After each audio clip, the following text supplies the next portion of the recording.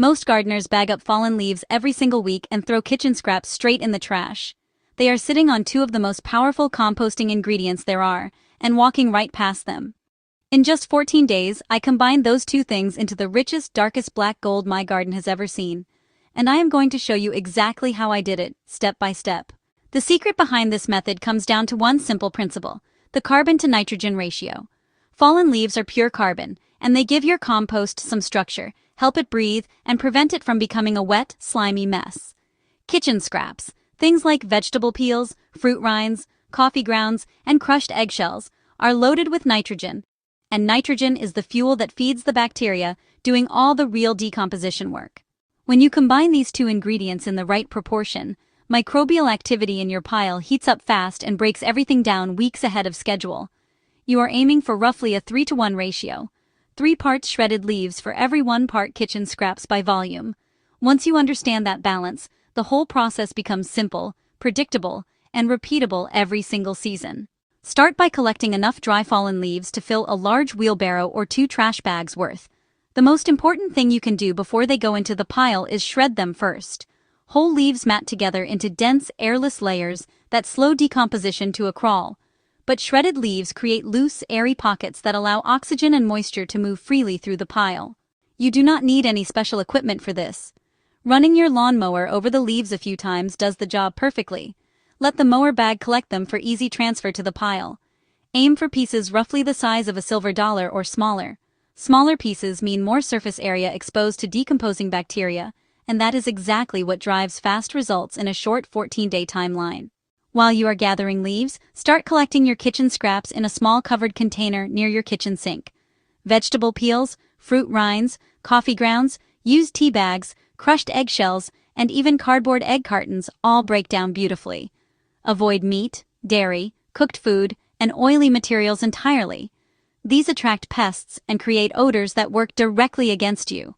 Chop or tear your kitchen scraps into smaller pieces before adding them to the pile. This is one of the most overlooked steps that makes a measurable difference in how fast things break down. Smaller pieces expose far more surface area to the microbes doing the work, and in a 14-day method, every single day counts toward the finished result. Choose a level spot in your yard with decent drainage and partial shade to help keep moisture from evaporating too fast. Start with a base layer of shredded leaves about 4 to 6 inches deep. Think of this as the foundation that holds everything else together. Spread a 2-inch layer of chopped kitchen scraps on top of that, then cover it with another 4 to 6-inch layer of shredded leaves.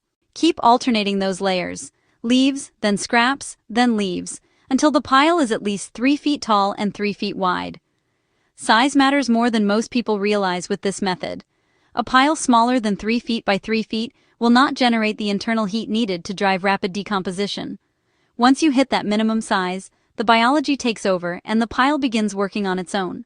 Once your pile is built, check the moisture level by grabbing a small handful from the center and squeezing firmly. It should feel like a wrung-out sponge, damp but not dripping. If it feels dry, water it slowly as you build each layer, giving the moisture time to soak in before adding the next one. Dry material will not break down because the bacteria responsible for decomposition need consistent moisture to survive and multiply. For an extra boost, sprinkle a thin layer of finished compost, regular garden soil, or nitrogen-rich grass clippings between your alternating layers. These act as natural activators. They seed the pile with living organisms that jumpstart the decomposition process from day one. A commercial compost accelerator also works well here, but it is completely optional and not required to finish in 14 days. Before we get into days 3 through 14, take a quick second and hit the like button if this is making sense. It truly helps more gardeners find content like this. And if you are not yet subscribed, click that button right now so you never miss a step-by-step organic gardening guide. By day 3, you should be able to feel heat rising from the center of your pile when you push your hand a few inches into the material. That warmth is your confirmation that billions of microbes are hard at work, breaking down the carbon and nitrogen into the nutrients your plant roots can absorb. If the pile still feels cold after 3 full days, add more kitchen scraps or a handful of grass clippings and water it again before turning. On days 3, 5, and 7, use a garden fork to flip the outer material into the center, and the center material out toward the edges. Turning injects fresh oxygen into the pile to feed aerobic bacteria, and exposes undecomposed outer material to the intense heat building in the core. Each time you turn it, the pile will look noticeably darker, smell earthier, and be measurably smaller in volume. All signs that your black gold is well on its way. By day 10, your pile should have dropped by nearly half in volume and be uniformly darker throughout. The material that began as pale tan leaves and brightly colored kitchen scraps will have transformed into a soft, dark, crumbly substance that smells like nothing more than rich, clean earth. Keep the moisture level consistent through these final days, and give the pile one more thorough turnaround day 12 to ensure every section has been exposed to the heat in the center. On day 14, grab a generous handful from the center of the pile and examine it closely. If it is dark brown to near black in color, crumbles apart easily between your fingers, and smells like clean forest floor after a rain, your black gold is finished and ready for the garden. Any partially decomposed material around the outer edges can be set aside and added to your next pile as a ready-made starter. What is in the center is fully active, finished compost. Spread 2 to 3 inches of your finished compost across the surface of your garden beds and gently work it into the top few inches of soil with a hand trowel or broad fork. You can also top dress around the base of tomatoes, peppers, and beans, so nutrients slowly release into the root zone every time it rains or you water. Soil biology will visibly improve over the following weeks. Worms will move in, drainage will improve, and water retention will increase all on its own. If you end up with more finished compost than your beds need right now, store it in a covered bin or sealed garden sack in a shaded spot away from direct afternoon sun. Properly stored finished compost holds its quality for several months without losing effectiveness.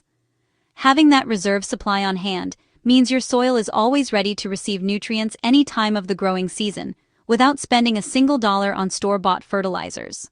Here is a quick recap of everything we covered today.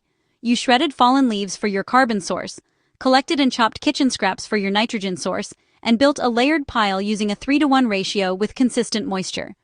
You turned the pile on days 3, 5, 7, and 12 to keep oxygen flowing into the center, and within 14 days, you had fully finished black gold ready to strengthen your garden soil. The best part of this entire method is that the ingredients cost you nothing. They come from your yard and your kitchen every single week already. All it takes is the right layering, a small amount of turning, and 14 days of patience. This is exactly how organic gardening should work. Simple, practical, and completely in tune with what nature already does on its own. If this video helped you today, go ahead and hit that like button. It truly makes a difference and helps more gardeners find this channel. Subscribe if you have not already so you catch every new organic gardening guide as it comes out. And leave me a comment below. I want to hear how your first pile turns out, or drop a question, and I will answer it. I see every single comment, and yours may help inspire a future video.